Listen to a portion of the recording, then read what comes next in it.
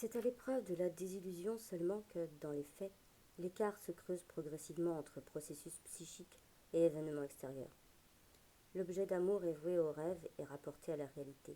On ne peut penser assez cette double orientation, si l'on veut se représenter cet état premier de plénitude, antérieur aux déceptions de l'existence, lesquelles nous rendent si avisés par la suite.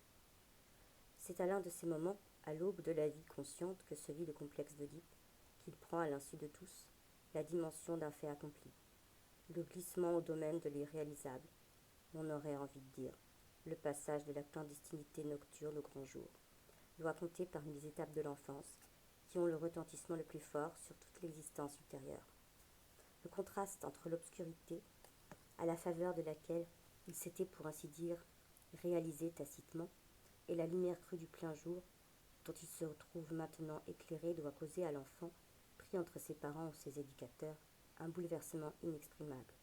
Et c'est pourquoi aussi cette expérience reste inexprimable, enracinée entre deux mondes, ensevelie dans le silence, jusqu'à ce que, toujours informulée, elle échappe à l'enfant pour glisser dans le refoulement qui apaise tout.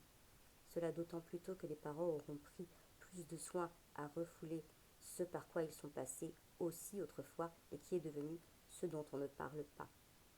Chaque enfant renferme le secret d'un passé dissimulé, plus inavoué encore que tout ce que l'on tente d'oublier, ou que l'on s'efforce de se nier à soi-même par la suite. Cet événement constitue la mise à l'épreuve décisive de la santé psychique.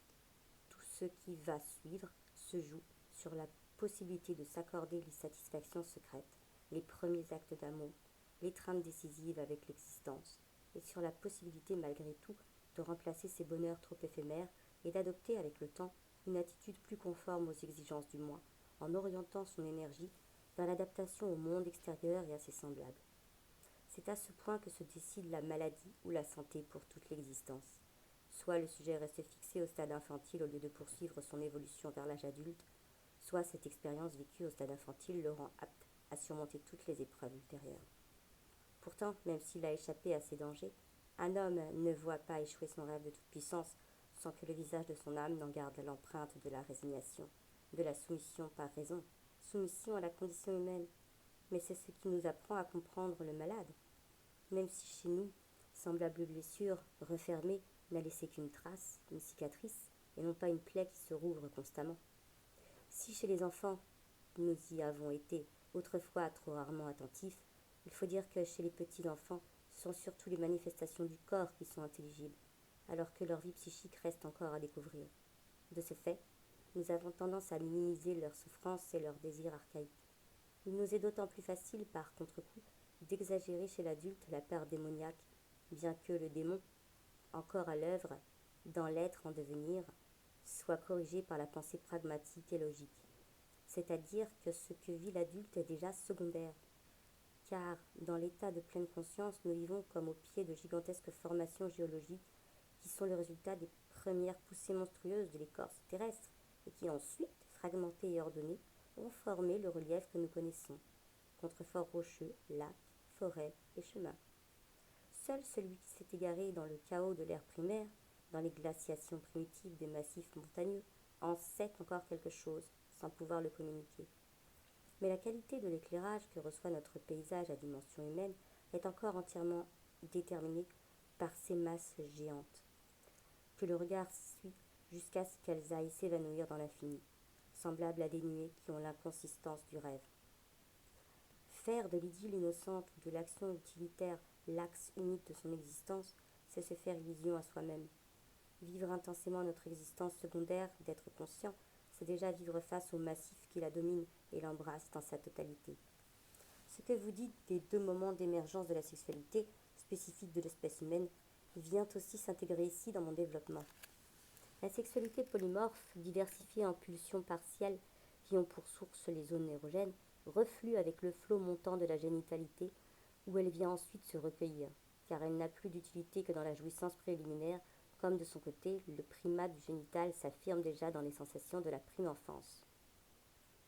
Mais par la suite aussi, l'érotisme humain conserve des caractères propres aux deux orientations, prises dans un jeu constant d'influences réciproques, dans la mesure déjà où, au cœur de notre maturité, nous ne pouvons devenir tout à fait unisexués, puisque nous sommes nés de deux parents.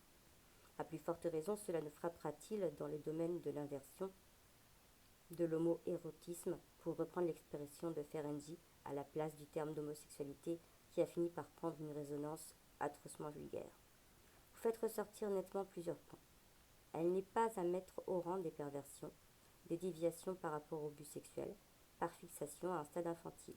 Elle peut être inscrite dans notre nature par le renforcement correspondant des composantes du sexe opposé, physique ou psychique, mais elle doit être vue comme pathologique, curable le cas échéant, si elle prend les caractères d'une névrose obsessionnelle, d'une oscillation entre le pôle masculin et le pôle féminin, avec des surcompensations dans le sens de l'hyperactivité et de l'hyperpassivité. Pourtant, soit dit entre nous, je ne trouve pas que vous ayez toujours suffisamment mis en relief ce que les deux types d'inversions, une fois que vous avez souligné leurs failles, ont encore de positif, ce qu'ils ont de plus même par rapport à l'hétérosexualité, comportement le plus courant. Je m'explique. Dans ce qui, pour ainsi dire, empêche l'homo érotique de faire le dernier pas pour s'unifier en tant que sujet hétérosexuel, ce qui le fait reculer devant le stade définitif de la maturité, on reconnaît la marque du caractère érotique fondamental qui ne se retrouve que dans l'éros infantile. Mais dans l'homo-érotisme, ce caractère est concentré, préservé, ce qui est encore impossible à réaliser au stade infantile, où les activités sexuelles précoces se déroulent de façon isolée. En réalisant leur cohésion, l'homo érotique les porte à un degré de maturité particulier qu'il lui faudrait abandonner à nouveau s'il devenait une moitié unisexuée. Il me semble que dans l'homoérotisme, les manifestations de la sexualité primitive, de temps à autre tout au moins, perdent pour ainsi dire le caractère de matérialité dont elles sont affectées au stade le plus infantile. On a bien souvent attiré l'attention sur la fougue, l'exaltation ardente qui caractérise des unions homoérotiques. On pourrait presque dire cet emportement à chercher un troisième terme, unificateur, qu'ils élèvent tous deux au rang de Dieu, où tous deux se retrouvent enfin pleinement, comme dans le sein d'une mère commune.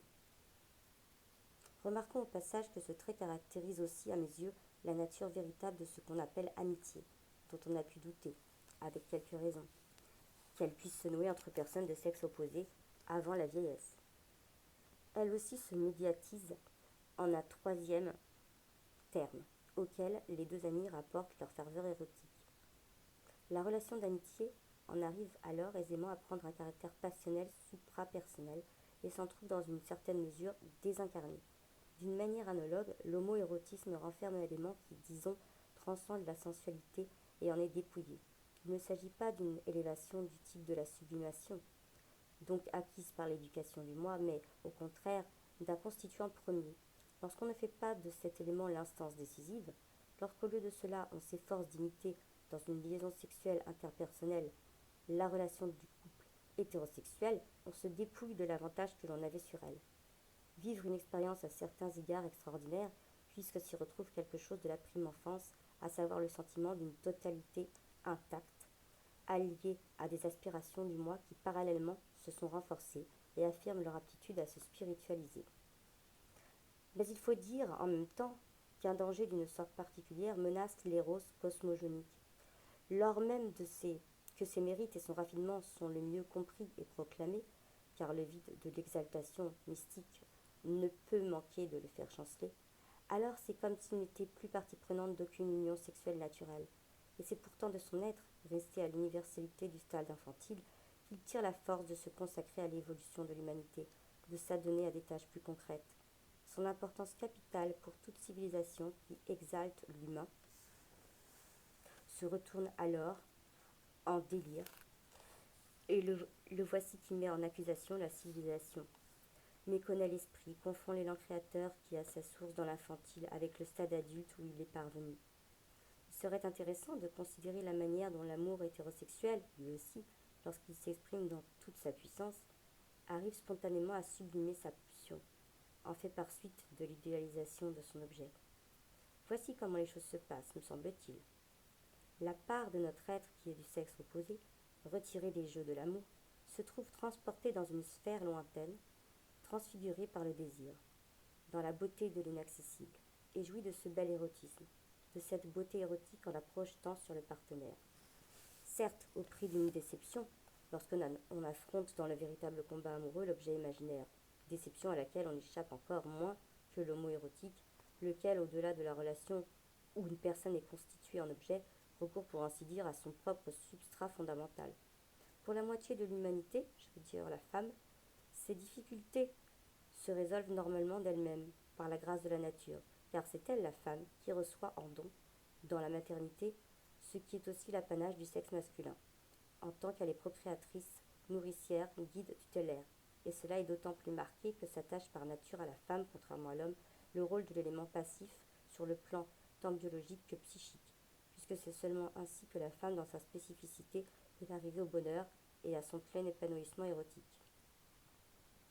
L'autre moitié de l'humanité, constituée par les hommes, ne se libère jamais par elle-même du déchirement de vouloir être plus qu'une seule moitié. L'homme qui, entièrement hétérosexuel, fait le dernier pas, l'ultime geste pour pénétrer le sexe étranger, son complémentaire. Il se condamne ainsi à n'être qu'un homme incomplet, pris entre deux exigences rivales, se consacrer à la famille ou s'adonner à des tâches matérielles, professionnelles, hautement humaines. Lui seul reste prisonnier de la contradiction entre le développement du moi autonome et la poussée érotique primitive qui se joue en lui. Mais il est vrai qu'il est aussi le seul à assumer pleinement le paradoxe de la condition humaine. Lui seul s'engage tout entier pour cerner l'insoluble et pour tenter de résoudre le dilemme. Affirmation du moi ou désir amoureux. Probablement est-il le seul à pouvoir rire des nombreuses recettes que l'on prodigue de nos jours.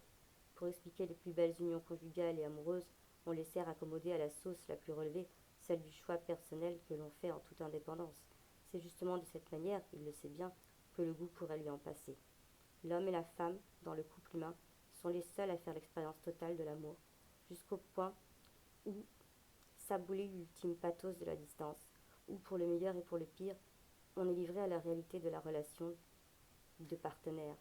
Tout comme la procréation, avec le sens de la responsabilité et une dose de hardiesse folle, il donne le petit homme qui vient prolonger notre existence problématique.